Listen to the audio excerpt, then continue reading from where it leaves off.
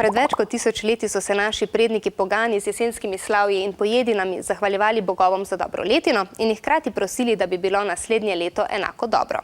V 8. stoletju, ko je prišlo k nam krščanstvo, pa je cerkev praznik zaznamovala s priljubljenim svetnikom Martinom, ki goduje 11. novembra.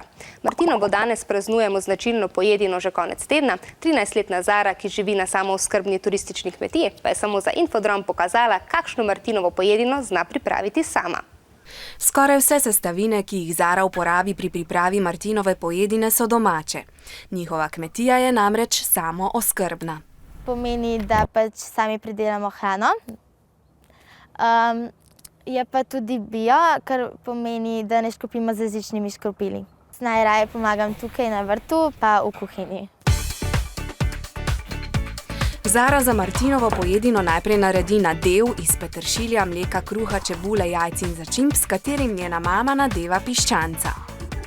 Nadevan piščanec se peče kar 2 uri, medtem pripravi še ostale jedi. Rdeče zelje s čebulo, sladkorjem, muškatom, kostanjem, z jabolkom in vinom. Zato, da ohranimo barvo zelja. Domače široke rezance Zarina babica pripravi s pomočjo njenega brata Jona. In ko je večerja že skoraj gotova, naredi še sladico iz domačih jabolk. Tale nadev je sestavljen iz mandljev, orehov, meda in marmelade ter cimeta. Je pa pač zdrava, zato ker namesto sladkorja uporabljamo marmelado in med. Medtem ko v kuhinji že omamno diši po Martinovi pojedini, Zara pripravi pogrinke.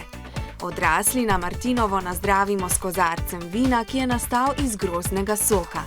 Ta pa je za otroke.